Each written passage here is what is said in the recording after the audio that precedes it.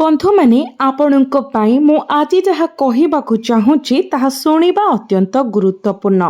आपणक जीवन रे एक घटना घटिबाकू जाउची जहार प्रभाव आगामी 72 घंटा पर्यंत रहिबो। जदि आपण एहाकू अणदेखा करंती तेबे आपणक हातरू खसी जाउथबा सुजोग आपणक पाखकू आउ केबे आसी पारे नाही। तेणु दया करी भिडियोटी शेष पर्यंत देखंतु। मु जहा शेयर करबाकू जाउची ताहा आपणकर दृष्टिकोण को संपूर्ण परिवर्तन करिबो। गत किछि दिन धरि आपण जे अस्थिरता अनुभव करूछंती ताहा कारण बिना नुहे। आपण निजे बुझी पारंती नाही जे आपण काहेकि एही अजब किछि अनुभव करूछंती। केतेबेले आपण अनुभव करंती जे किछि भल घटिबाकू जाउछि, अन्य समय आपणकर मन एक अवर्णनीय भयरे परिपूर्ण। सत कहिबाकू गले एही दुईटी भावना बैध, कारण आपणक ग्रहर गति एक गुरुत्वपूर्ण मोड़े पहुंची जोठारे आपणक जीवन दुईटी भिन्न दिग मध्यरु गोटिए दिगरे जाइपारे। आपण केउ पथ बाछंती ताहा आपणक उपरे मुख्यतः निर्भर करिबो।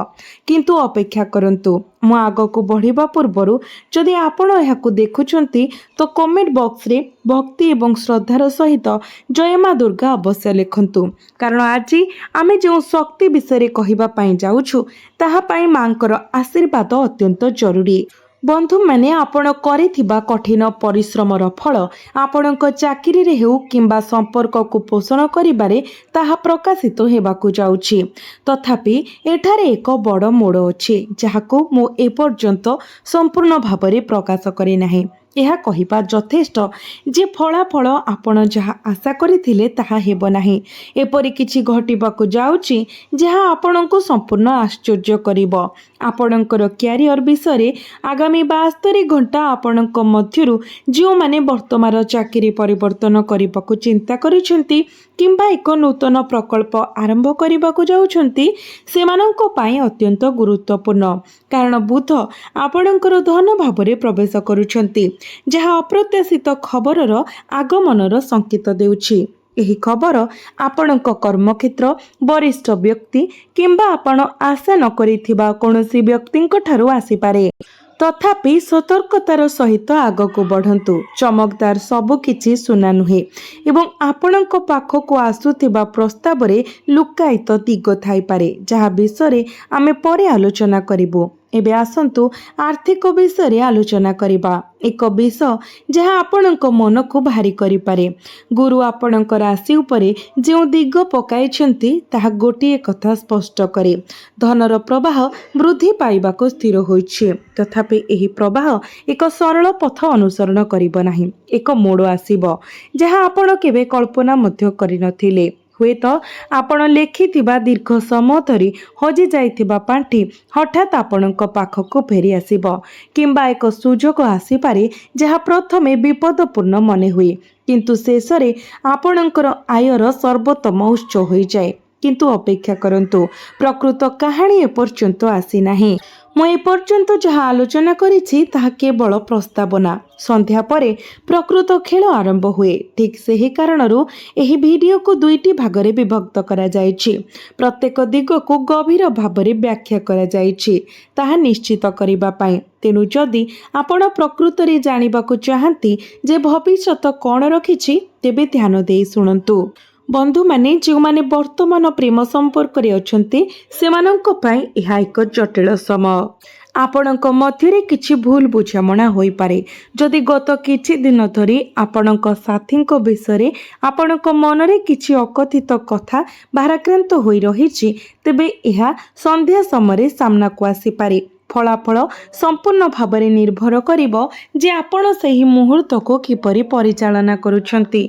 जो माने अविवाहित एवं कोनोसी विशेष व्यक्ति को पई अपेक्षा करिछंती सेमानंक पई खबरटी संपूर्ण भिन्न, कारण आपणक कुंडली रे एक नूतन ज्योतिष संयोजना सृष्टि हेउछि।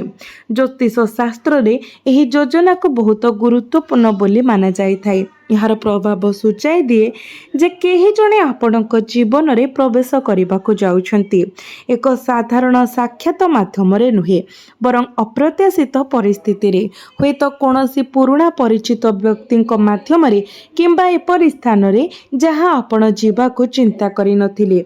ଏବେ ମୁଁ ଏପରି କିଛି କହିବା ପାଇଁ ଯାଉଛି ଯାହା ଆପଣଙ୍କୁ ଟିକେ ଅସ୍ଥିର କରିପାରେ, କିନ୍ତୁ ସତ୍ୟ ଜାଣିବା ଜରୁରୀ। ବର୍ତ୍ତମାନ କିଛି ଗୁପ୍ତ ଶତ୍ରୁର ଉପସ୍ଥିତିକୁ ସୂଚିତ କରୁଛି। ଏହା କୌଣସି ଅପରିଚିତ ବ୍ୟକ୍ତି ନୁହେଁ, ବରଂ ଏହା ଆପଣଙ୍କର ଅତି ନିକଟତର କିମ୍ବା ଆପଣଙ୍କର ସାମାଜିକ ପରିସର ମଧ୍ୟରେ ଥିବା ଜଣେ ବ୍ୟକ୍ତି। ସେମାନେ ସାମ୍ନାରେ ଶୁଭେଚ୍ଛୁ ପରି ମନେ ହୁଅନ୍ତି, କିନ୍ତୁ ଗଭୀର ଈର୍ଷା ପୋଷଣ କରନ୍ତି ଏବଂ ଆଗାମୀ 72 ଘଣ୍ଟା ମଧ୍ୟରେ ସେମାନଙ୍କର ପ୍ରକୃତ ରଙ୍ଗ ପ୍ରକାଶ ପାଇପାରେ। ଯଦି ଆପଣ ଏପର୍ଯ୍ୟନ୍ତ ଦେଖିଛନ୍ତି, ତେବେ ଏବେ ବନ୍ଦ କରନ୍ତୁ ନାହିଁ, କାରଣ ମୁଁ ଯାହା କହିବା ପାଇଁ ଯାଉଛି ତାହା ଏହି ସମ୍ପୂର୍ଣ୍ଣ ଭିଡ଼ିଓର ସବୁଠାରୁ ଗୁରୁତ୍ୱପୂର୍ଣ୍ଣ ଅଂଶ। କିନ୍ତୁ ଏହା ପୂର୍ବରୁ କମେଣ୍ଟ ବକ୍ସରେ ଜୟ ମା ଦୁର୍ଗା ଅବଶ୍ୟ ଲେଖନ୍ତୁ। ବନ୍ଧୁମାନେ, ଏହି ସମୟ ଆପଣଙ୍କ ପାଇଁ ପରିବର୍ତ୍ତନକାଳୀନ ସମୟ ଭାବରେ ପରିଚିତ ଏବଂ ଏହି ସମୟରେ ଆପଣ ଯେକୌଣସି ନିଷ୍ପତ୍ତି ନେବେ, ଏହା କାହାକୁ ହଁ କିମ୍ବା ନା କହିବା କିମ୍ବା ଏକ ନିର୍ଦ୍ଦିଷ୍ଟ ସୁଯୋଗ ହାତଛଡ଼ା କରିବା ସହିତ ଜଡ଼ିତ ହେଉ। କେବଳ ପରବର୍ତ୍ତୀ 72 ଘଣ୍ଟା ପାଇଁ ନୁହେଁ, ବରଂ ଆଗାମୀ ଅନେକ ମାସ ପର୍ଯ୍ୟନ୍ତ ରହିବ। ଅନେକ ଏହାକୁ କେବଳ ସଂଯୋଗ ବୋଲି ଖାରଜ କରିପାରନ୍ତି, କିନ୍ତୁ ଜ୍ୟୋତିଷ ଶାସ୍ତ୍ରରେ ସଂଯୋଗ ବୋଲି କୌଣସି ଜିନିଷ ନାହିଁ। ପ୍ରତ୍ୟେକ ଘଟଣା ନିର୍ଦ୍ଦିଷ୍ଟ ଗ୍ରହ ଗୋଚର ଦ୍ୱାରା ପରିଚାଳିତ ହୁଏ ଏବଂ ଆପଣଙ୍କ ପାଇଁ ଏହି ଗୋଚର ଅତ୍ୟନ୍ତ ଗୁରୁତ୍ୱପୂର୍ଣ୍ଣ ସଂକେତ ଆଣିଥାଏ। ମୁଁ ଆପଣଙ୍କୁ ଏକ ଛୋଟ କଥା କହିବା ପାଇଁ ଯାଉଛି, ଯାହା ଆପଣ ପୂର୍ବ ଭିଡ଼ିଓରେ ଶୁଣିଥିବେ। ଆପଣଙ୍କ ପାଇଁ ଭଗବାନ ଶନି ବର୍ତ୍ତମାନ ଏକ ଏଭଳି ସ୍ଥିତିରେ ଅଛନ୍ତି ଯେ ଆପଣ ଆପଣଙ୍କର କଠିନ ପରିଶ୍ରମର ଫଳ ପାଇବାକୁ ଯାଉଛନ୍ତି, କିନ୍ତୁ ଚ୍ୟାଲେଞ୍ଜିଂ ଜୀବନ ପାଠର ସମ୍ମୁଖୀନ ହେଉଛନ୍ତି। ତେବେ ଆପଣ କ'ଣ ଏଥିପାଇଁ ପ୍ରସ୍ତୁତ ଅଛନ୍ତି? ଆପଣ କ'ଣ ଉଭୟ ପରିସ୍ଥିତିକୁ ପରିଚାଳନା କରିବା ପାଇଁ ଆପଣଙ୍କ ମନକୁ ଯଥେଷ୍ଟ ଦୃଢ଼ କରିଛନ୍ତି?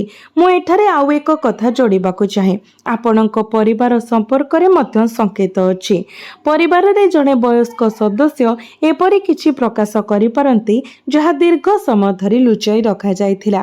ହୁଏତ ଆର୍ଥିକ ସମ୍ପର୍କିତ କୌଣସି ବିଷୟ କିମ୍ବା ଏକ ଅତୀତର ନିଷ୍ପତ୍ତି ଯାହା ସମଗ୍ର ପରିବାରକୁ ପ୍ରଭାବିତ କରିପାରେ। ଆଶ୍ଚର୍ଯ୍ୟଜନକ ଭାବରେ ଏହି ପ୍ରକାଶନ ଆମେ ପୂର୍ବରୁ ଉଲ୍ଲେଖ କରିଥିବା ସମାନ ସନ୍ଧ୍ୟାରେ ଘଟିବାର ସମ୍ଭାବନା ଅଛି। ଏହା ଅନୁଭବ ହେଉଛି ଯେ କାହାଣୀଟି ଏବେ ସମ୍ପୂର୍ଣ୍ଣ ହୋଇଛି। ଏବେ ଆସନ୍ତୁ ସେହି ଅଂଶ ବିଷୟରେ ଆଲୋଚନା କରିବା ଯାହା ଆପଣଙ୍କ ପାଇଁ ସବୁଠାରୁ ଆଶ୍ଚର୍ଯ୍ୟଜନକ ହୋଇପାରେ। ଆଗାମୀ 72 ଘଣ୍ଟା ମଧ୍ୟରେ ଆପଣ ବିପଦ ସମ୍ବନ୍ଧୀୟ ନିଷ୍ପତ୍ତିର ସମ୍ମୁଖୀନ ହେବେ।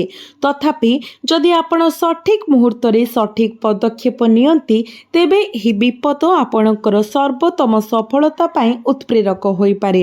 କିନ୍ତୁ ଧ୍ୟାନ ଦିଅନ୍ତୁ, ଯଦି ଆପଣ ଭୁଲ ଦିଗରେ ପରିଚାଳିତ ହୁଅନ୍ତି, ତେବେ ଆପଣଙ୍କ ମଧ୍ୟରେ କ୍ରୋଧ ଏବଂ ଆବେଗପୂର୍ଣ୍ଣତା ଭାବରେ ପ୍ରକାଶିତ ହୋଇପାରେ ଏବଂ ଏହିଠାରେ ଆପଣଙ୍କ ପାଇଁ ଅନେକ ବ୍ୟକ୍ତି ହତଚକିତ ହୁଅନ୍ତି। ଉପଯୁକ୍ତ ମୁହୂର୍ତ୍ତକୁ ଚିହ୍ନିବା ପରିବର୍ତ୍ତେ ପରେ ଅନୁତାପ କରିଥିବା ନିଷ୍ପତ୍ତି ନେବାକୁ ଶୀଘ୍ର ଯାଆନ୍ତି। ମୁଁ ଯାହା କହିବା ପାଇଁ ଯାଉଛି ତାହା ଆପଣଙ୍କୁ ଆଶ୍ଚର୍ଯ୍ୟ କରିପାରେ। ବର୍ତ୍ତମାନ ଆପଣଙ୍କ କୁଣ୍ଡଳୀରେ ଏକ ଜ୍ୟୋତିଷିକ ସମନ୍ୱୟ ସୃଷ୍ଟି ହେଉଛି, ଯାହାକୁ ପ୍ରାଚୀନ ଗ୍ରନ୍ଥଗୁଡ଼ିକରେ ଅତ୍ୟନ୍ତ ଦୁର୍ଲଭ ବୋଲି ମାନାଯାଇଥାଏ। ଏହି ସମନ୍ୱୟର ପ୍ରଭାବ ସେତେବେଳେ ତୀବ୍ର ହୁଏ ଯେତେବେଳେ ଚନ୍ଦ୍ର ଏକ ପରିବର୍ତ୍ତନଶୀଳ ପର୍ଯ୍ୟାୟରେ ଥାଏ।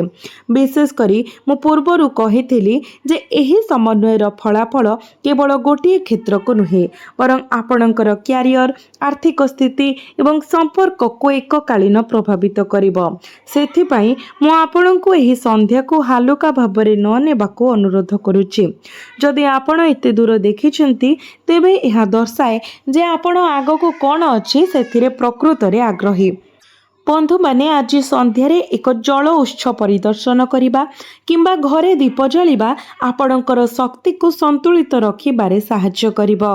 ଆପଣଙ୍କର କ୍ୟାରିୟର ସମ୍ବନ୍ଧୀୟ ଖବର କିମ୍ବା ପ୍ରସ୍ତାବ ପୃଷ୍ଠରେ ଆଶାଜନକ ଦେଖାଯିବ। ଏକ ଭଲ ପଦବୀ ଏବଂ ହୁଏତ ଏକ ନୂତନ ଆରମ୍ଭ ପାଇଁ ସୁଯୋଗ ପ୍ରଦାନ କରିବ। କିନ୍ତୁ ଏହା ସହିତ ଏକ ଲୁକ୍କାୟିତ ଅବସ୍ଥା ଜଡ଼ିତ ରହିବ।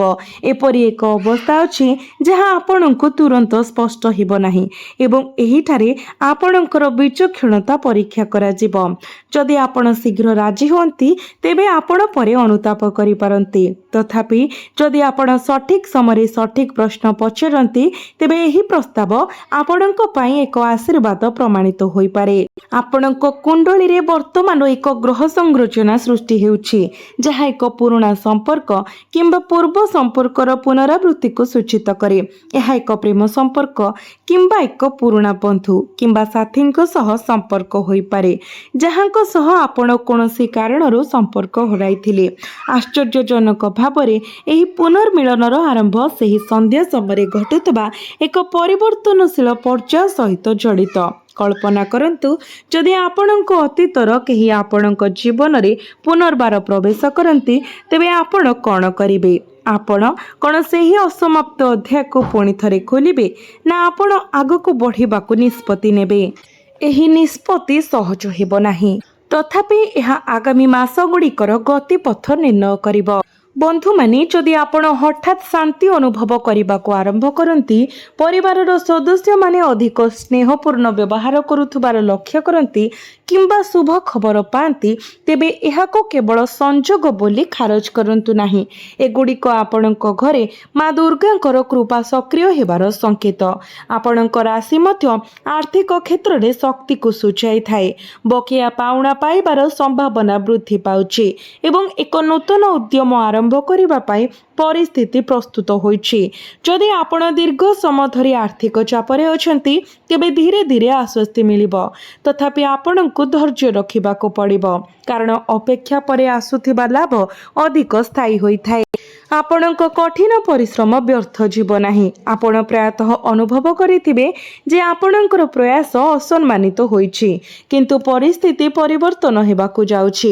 ଆପଣଙ୍କ ପ୍ରତିଷ୍ଠା ବୃଦ୍ଧି ପାଇବ, ଆପଣଙ୍କର କାମ ସ୍ୱୀକୃତି ପାଇବ ଏବଂ ଜଣେ ପ୍ରଭାବଶାଳୀ ବ୍ୟକ୍ତିଙ୍କ ବିଶ୍ୱାସ ଆପଣଙ୍କୁ ଆଗକୁ ବଢ଼ାଇ ପାରିବ।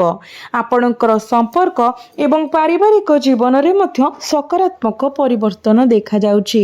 ଯଦି କୌଣସି ପ୍ରିୟଜନଙ୍କ ସହିତ ଫାଟ ସୃଷ୍ଟି ହୁଏ, ତେବେ ସେହି ଫାଟକୁ ପୂରଣ କରିବା ପାଇଁ ଚେଷ୍ଟା କରନ୍ତୁ। ଅନେକ ସମ୍ପର୍କ କେବଳ ଏକ ଆନ୍ତରିକ ଆଲୋଚନା ପାଇଁ ଅପେକ୍ଷା କରିଥାନ୍ତି ଏବଂ ଆପଣଙ୍କ ପକ୍ଷରୁ ଏକ ପଦକ୍ଷେପ ବର୍ଷ ବର୍ଷର ଭୁଲ ବୁଝାମଣାକୁ ଦୂର କରିପାରିବ। ଶେଷରେ ଏହି ଆଧ୍ୟାତ୍ମିକ ମାର୍ଗଦର୍ଶନକୁ ବିଚାର କରନ୍ତୁ। ଶୋଇବା ପୂର୍ବରୁ ମା ଦୁର୍ଗାଙ୍କ ଧ୍ୟାନ କରିବା ସମୟରେ ଏକ ଦୀପ ଜାଳି ଦିଅନ୍ତୁ। ଯଦି ସମ୍ଭବ ହୁଏ, ତେବେ ଆପଣଙ୍କ ଘରୁ ନକାରାତ୍ମକତା ଦୂର କରିବା ପାଇଁ, ପରିବାର ମଧ୍ୟରେ ଶାନ୍ତି ଏବଂ ଖୁସି ବଜାୟ ରଖିବା ପାଇଁ ଆପଣ କଠିନ ପରିଶ୍ରମକୁ ଏହାର ଉପଯୁକ୍ତ ପୁରସ୍କାର ଦେବା ପାଇଁ ସମ୍ପୂର୍ଣ୍ଣ ହୃଦୟର ସହିତ ପ୍ରାର୍ଥନା କରନ୍ତୁ। ବନ୍ଧୁମାନେ, ଆପଣଙ୍କ ସାହସ ବୃଦ୍ଧି ପାଇବ, ଆପଣଙ୍କର ଆତ୍ମବିଶ୍ୱାସ ଫେରି ଆସିବ ଏବଂ ଭାଗ୍ୟ ଧୀରେ ଧୀରେ ଆପଣଙ୍କ ସପକ୍ଷରେ ଆସିବ। ମା ଦୁର୍ଗାଙ୍କର ଆଶୀର୍ବାଦ କେବଳ ଚମତ୍କାର ଅପେକ୍ଷା କରୁଥିବା ଲୋକଙ୍କ ପାଇଁ ସଂରକ୍ଷିତ ନୁହେଁ, ବରଂ ବିଶ୍ୱାସ ସହିତ କାର୍ଯ୍ୟ କରୁଥିବା ଲୋକଙ୍କ ପାଇଁ ମଧ୍ୟ। ତେଣୁ ପ୍ରତ୍ୟେକ ନୂତନ ଦିଗ ନୂତନ ଆଶା ସହିତ ଆରମ୍ଭ କରନ୍ତୁ। ଆପଣଙ୍କର କଠିନ ପରିଶ୍ରମ, ଧୈର୍ଯ୍ୟ ଏବଂ ବିଶ୍ୱାସ ସାମୂହିକ ଭାବରେ ଆପଣ ଦୀର୍ଘ ସମୟ ଅପେକ୍ଷା କରିଥିବା ପରିବର୍ତ୍ତନ ଆଣିପାରେ। ବିଶ୍ୱାସ ରଖନ୍ତୁ, ଆପଣଙ୍କ ଘରେ ପ୍ରବେଶ କରୁଥିବା ଶୁଭ ଶକ୍ତି କେବଳ ଆଜି ପର୍ଯ୍ୟନ୍ତ ସୀମିତ ନୁହେଁ। ଯଦି ଆପଣ ସକାରାତ୍ମକ ଚିନ୍ତାଧାରା, ଧାର୍ମିକ କାର୍ଯ୍ୟ ଏବଂ ମା ଦୁର୍ଗାଙ୍କ ପ୍ରତି ଭକ୍ତି ବଜାୟ ରଖନ୍ତି, ତେବେ ଆଗାମୀ ସମୟ ଆପଣଙ୍କ ଜୀବନରେ ନୂତନ ଖୁସି, ସୁଯୋଗ ଏବଂ ସଫଳତା ଆଣିବ। ଆପଣ ପ୍ରାୟ ହାର ମାନିଥିବା ସ୍ୱପ୍ନଗୁଡ଼ିକ ପୁଣି ଥରେ ଜୀବିତ ହୋଇଯିବ ଏବଂ ଯେତେବେଳେ ଆପଣ ପଛକୁ ଚାହିଁବେ, ଆପଣ ଅନୁଭବ କରିବେ ଯେ ପରିବର୍ତ୍ତନ ସେହି ଦିନଠାରୁ ଆରମ୍ଭ ହୋଇଥିଲା, ଯେତେବେଳେ ଆପଣ ଏହି ବାର୍ତ୍ତାକୁ ପୂର୍ଣ୍ଣ ବିଶ୍ୱାସ ସହିତ ଶୁଣିଥିଲେ। ଯେଉଁ ମୁହୂର୍ତ୍ତ ପାଇଁ ଆପଣ ସର୍ବଦା ଅପେକ୍ଷା କରିଥିଲେ, ତାହା ଶେଷରେ ଆସିଗଲା। ଏବେ ମୁଁ ଶେଷ ଏବଂ ସର୍ବୋତ୍ତମ ରହସ୍ୟ ପ୍ରକାଶ କରିବାକୁ ଯାଉଛି। ଏହି ଯାତ୍ରା ଆରମ୍ଭ ହେବାର କାରଣ, ତେଣୁ ଧ୍ୟାନ ଦେଇ ଶୁଣନ୍ତୁ ଏବଂ ଶେଷ ପର୍ଯ୍ୟନ୍ତ ଦେଖନ୍ତୁ। ବନ୍ଧୁମାନେ, ଆପଣଙ୍କ କୁଣ୍ଡଳୀରେ ସୃଷ୍ଟି ହେଉଥିବା ବିରଳ ଗ୍ରହ ସଂରଚନା କେବଳ ନୂତନ ସୁଯୋଗ ଆଣୁନାହିଁ, ଏହା ଏକ ପୁରୁଣା ଅଧ୍ୟାୟକୁ ସବୁଦିନ ପାଇଁ ବନ୍ଦ କରୁଛି। ଆମେ ପୂର୍ବରୁ ଯେଉଁ ପ୍ରତିଦ୍ୱନ୍ଦ୍ୱୀଙ୍କ ବିଷୟରେ କହିଥିଲୁ ତାହା ପ୍ରକାଶ ପାଇବ ଏବଂ ସେମାନଙ୍କର କାର୍ଯ୍ୟଗୁଡ଼ିକ ଏତେ ସ୍ପଷ୍ଟ ଭାବରେ ପ୍ରକାଶ ପାଇବ ଯେ ଆପଣଙ୍କୁ ପ୍ରମାଣର ମଧ୍ୟ ଆବଶ୍ୟକତା ପଡ଼ିବ ନାହିଁ। ସତ୍ୟ ନିଜକୁ ପ୍ରକାଶ କରିବ ଏବଂ ପୁରୁଣା ସମ୍ପର୍କ କିମ୍ବା ସଂଯୋଗ ଯାହା ଫେରିବାକୁ ଲାଗୁଥିଲା, ତାହା କେବଳ ସଂଯୋଗ ନୁହେଁ, ସେହି ପ୍ରତ୍ୟାବର୍ତ୍ତନ ଘଟୁଛି। ତେଣୁ ଆପଣ ନିଜ ଇଚ୍ଛାରେ ସେହି ଅସମାପ୍ତ ଅଧ୍ୟାୟକୁ ବନ୍ଦ କରିପାରିବେ। ଏଥର ନିଷ୍ପତ୍ତି ଆପଣଙ୍କ ଆପଣଙ୍କର ହେବ। ବାଧ୍ୟ ବାଧ୍ୟକତାରୁ ନୁହେଁ, ବରଂ ଆପଣଙ୍କର ନିଜସ୍ୱ ଇଚ୍ଛାରୁ। ଏହି ପରିବର୍ତ୍ତନ ଅବଧିରେ ଶନି, ରାହୁ ଏବଂ ଚନ୍ଦ୍ରଙ୍କର ପ୍ରଭାବର ସବୁଠାରୁ ଗୁରୁତ୍ୱପୂର୍ଣ୍ଣ ଫଳାଫଳ ହେଉଛି ଆଗାମୀ 72 ଘଣ୍ଟା ମଧ୍ୟରେ ଆପଣ ଯେକୌଣସି ନିଷ୍ପତ୍ତି ନେବେ, ଆପଣଙ୍କର କ୍ୟାରିୟର, ଆର୍ଥିକ କିମ୍ବା ସମ୍ପର୍କ ବିଷୟରେ ପରବର୍ତ୍ତୀ 18 ମାସକୁ ଆକାର ଦେବ। ଏହା କୌଣସି ସାଧାରଣ ଦିନ ନୁହେଁ, ଏହା ଏକ ମୋଡ଼ ଯାହା ଆପଣ ଭବିଷ୍ୟତ ପଥ ନିର୍ଣ୍ଣୟ କରିବ। ଶନି ଆପଣଙ୍କର କଠିନ ପରିଶ୍ରମ ପାଇଁ ଆପଣଙ୍କୁ ପୁରସ୍କୃତ କରିବା ପାଇଁ ଯାଉଛନ୍ତି।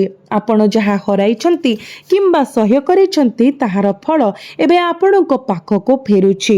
ଆପଣଙ୍କୁ କେବଳ ଧୈର୍ଯ୍ୟ ଏବଂ ସାହସର ସହିତ ସେଗୁଡ଼ିକୁ ଗ୍ରହଣ କରିବାକୁ ପଡ଼ିବ। ଯଦି ଆପଣ ଅନୁଭବ କରନ୍ତି ଯେ ଏହି ଭବିଷ୍ୟବାଣୀ ପ୍ରକୃତରେ ଆପଣଙ୍କ ଜୀବନ ସହିତ ସମାନ, ତେବେ ଭିଡ଼ିଓକୁ ଲାଇକ୍ କରନ୍ତୁ ଏବଂ ଚ୍ୟାନେଲକୁ ସବସ୍କ୍ରାଇବ୍ କରନ୍ତୁ ଏବଂ କମେଣ୍ଟ ବକ୍ସରେ ଜୟ ମା ଦୁର୍ଗା ଅବଶ୍ୟ ଲେଖନ୍ତୁ।